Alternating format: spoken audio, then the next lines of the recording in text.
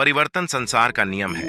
समय के साथ संसार में हर चीज परिवर्तन के नियम का पालन करती है। सत्य कभी दावा नहीं करता कि मैं सत्य हूं, लेकिन झूठ हमेशा दावा करता है कि सिर्फ मैं ही सत्य हूं। नर्क के 3 द्वार हैं: वासना, क्रोध और लालच। किसी का अच्छा ना कर सको तो बुरा भी मत करना, क्योंकि दुनिया कमजोर है लेकिन दुनिया बनाने वाला नहीं। सदैव संदेह करने वाले व्यक्ति के लिए प्रसन्नता ना इस लोक में है ना ही कहीं और। जो चीजें हमारे दायरे से बाहर हो उसमें समय गंवाना मूर्खता ही होगी। न तो यह शरीर तुम्हारा है और न ही तुम इस शरीर के मालिक हो। यह शरीर 5 तत्वों से बना है: आग, जल, वायु, पृथ्वी और आकाश। एक दिन यह शरीर इन्हीं 5 तत्वों में विलीन हो जाएगा। जिंदगी में हम कितने सही हैं और कितने गलत हैं, ये केवल 2 लोग जानते हैं, एक परमात्मा और दूसरी हमारी अंतरात्मा। परिवर्तन ही संसार का नियम है। एक पल में हम करोड़ों के मालिक हो जाते हैं और दूसरे पल ही हमें लगता है कि हमारे पास कुछ भी नहीं है।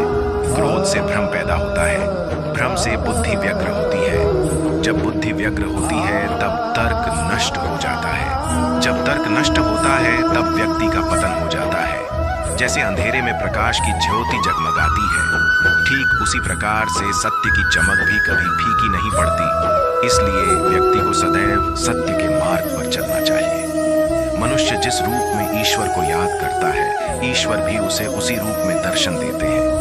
अपने आप को भगवान के प्रति समर्पित कर दो। यही सबसे बड़ा सहारा है। जो कोई भी इस सहारे को पहचान गया है वह डर, चिंता और दुखों से आजाद रहता है। इंद्रियों की दुनिया में कल्पना सुखों की प्रथम शुरुआत है और अंत भी जो दुख को जन्म देता है। मन की गतिविधियों, होश, श्वास और भावनाओं के माध्यम से भगवान की शक्ति सदा तुम्हारे साथ है और लगातार तुम्हें बस एक साधन की तरह प्रयोग करके सभी कार्य कर रही है।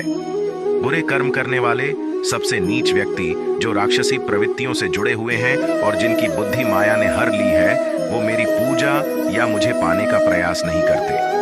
बुद्धिमान को अपनी चेतना को एकजुट करना चाहिए और फल के लिए इच्छा छोड़ देनी चाहिए।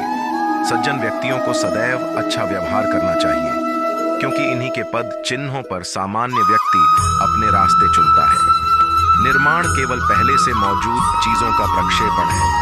अपने अनिवार्य कार्य करो, क्योंकि वास्तव में कार्य करना निष्क्रियता से बेहतर है। इस संपूर्ण संसार में कोई भी व्यक्ति महान नहीं जन्मा होता है, बल्कि उसके कर्म उसे महान बनाते हैं। गीता में कहा गया है, कोई भी अपने कर्म से भाग नहीं सकता। कर्म का फल तो भुगतना ही पड़ता है। अपने कर्म का पालन करो, क्योंकि वास्तव में कर्म अकर्म से बेहतर है। सही कर्म वह नहीं है जिसके परिणाम हमेशा सही हो, अपितु सही कर्म वह है जिसका उद्देश्य कभी गलत ना हो। इंसान हाँ